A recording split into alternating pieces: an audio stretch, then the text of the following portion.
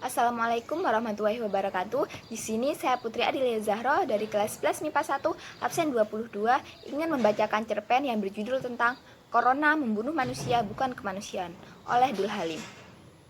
Hari ini matahari bersinar penuh semangat. Pak Tumin terus menggayuh sepedanya menjajahkan cilok dagangannya. Wajahnya mulai terlihat basah oleh keringat yang sedari tadi menyapu keriput kulit tuanya. Sesekali ia berhenti di bawah pepohonan yang rimbun teduh. Ketika ia mengecek panci dagangannya yang masih penuh dan belum satu pun laku terjual. Ketika itu pula ia melihat wajah istri dan anaknya. Ia menyeka keringat dengan handuk yang ia gantungkan di lehernya, lalu kembali mengayuh sepedanya.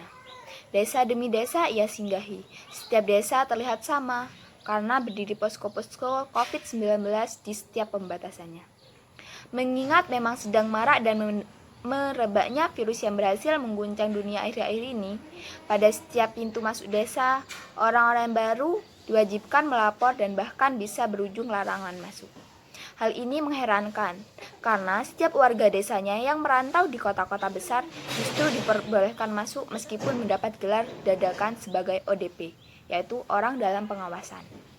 Lantas, kenapa orang-orang yang jelas memiliki riwayat berpergian jauh seperti rantauan tersebut justru boleh-boleh saja masuk? Sementara para pedagang keliling yang mungkin berasal dari beberapa desa tetangga justru banyak yang mendapatkan penolakan atau kesulitan untuk masuk karena jalannya dipagari. Rasa lelahnya tidak boleh sia-sia. Ia harus pulang dengan membawa rupiah. Hanya itu yang ada dalam benak Pak Tumin.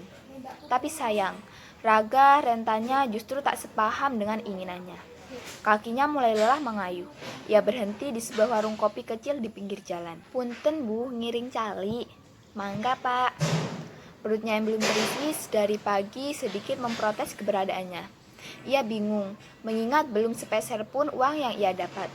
Mata sainnya sekali melirik hamparan ubi goreng dan aneka gorengan lainnya. Tapi apa daya, ia harus mengubur dalam rasa inginnya.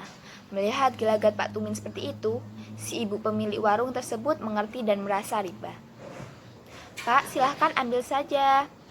"Ah, terima kasih bu, saya hanya menumpang duduk saja." Karena merasa malu, tak beberapa lama Pak Tumin pamit.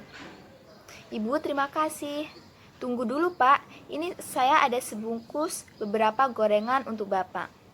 "Tapi bu, saya tidak punya uang, dagangan saya belum laku sama sekali." "Tidak usah pak, saya ikhlas. Ini buat bapak di jalan. Saya tahu bapak lapar. Dari tadi saya tidak sengaja mendengar suara perut bapak." "Ah, terima kasih bu." Wajah Pak Tumin sedikit sumringah melihat beberapa gorengan yang dibungkus koran tersebut. Sebenarnya bisa saja ia memakan dagangannya sendiri untuk sekedar memuaskan rasa laparnya. Tapi ia berpikir bahwa jika cilok-cilok itu berhasil ditukar dengan uang, maka ia bisa merasakan rasa kenyang dan rasa bahagia itu bersama anak dan istrinya juga.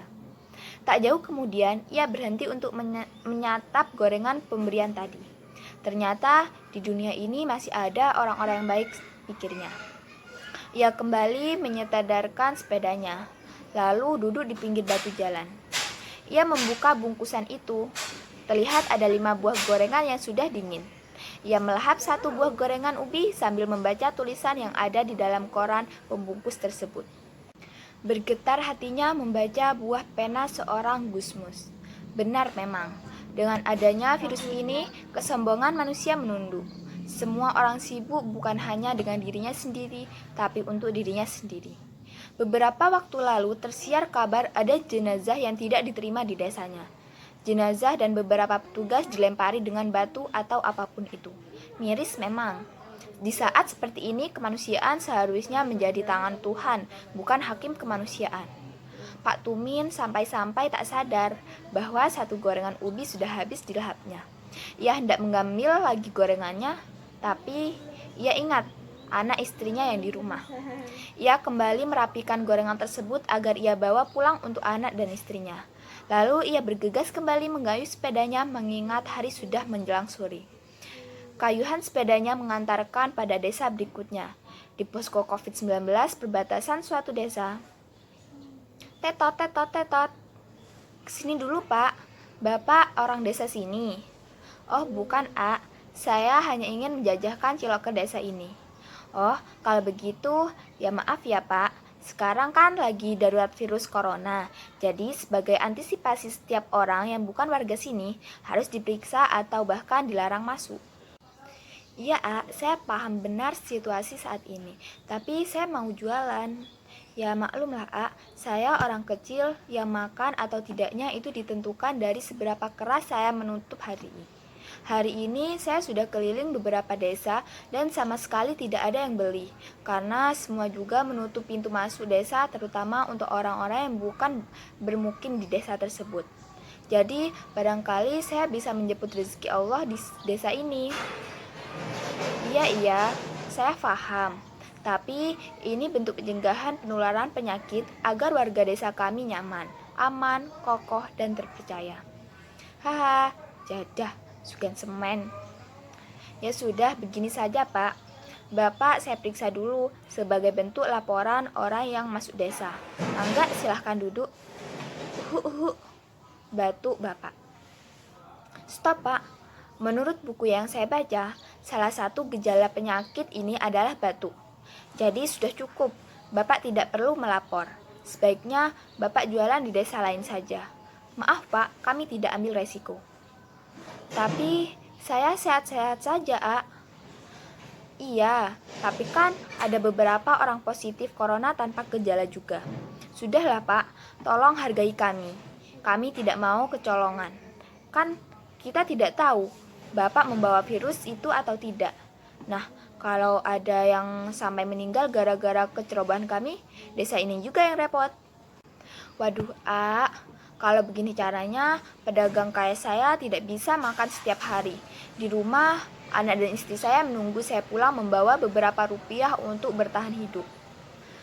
Bapak ini ngomong apa sih? Kayak yang tidak percaya sama Allah aja. Nih Pak, saya beritahu, yang namanya orang hidup itu pasti diberi rezeki sama Yang Maha Kuasa. Jadi Bapak tidak usah khawatir. Iya, saya tahu. Kalau begitu, berarti juga tidak percaya Allah ya? Loh, kok begitu? Bukankah hidup dan mati seseorang sudah ditentukan oleh Allah semenjak ruh ditiup di dalam rahim? Dan itu pasti tidak bisa diundur atau dimajukan, tidak bisa dihindari atau dinegosiasi. Betul? Iya, betul. Tapi kan kita harus ikhtiar, dan ini salah satu bentuk ikhtiar kami, Pak.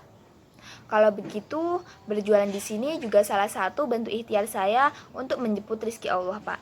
Permisi. Gelap mulai merembas menutup hari.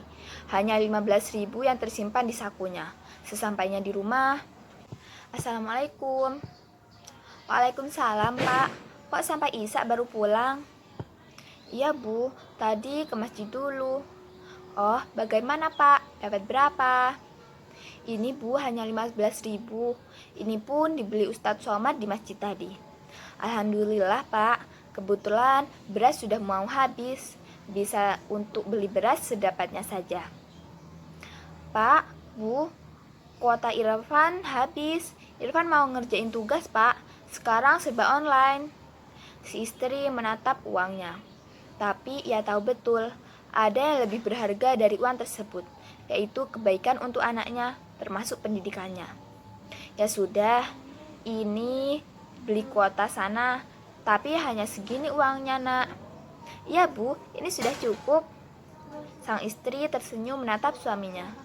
Tidak apa-apa Pak, besok biar Irfan saja yang makan. Sang suami menangis terseduh, mencaci ketidakmampuannya.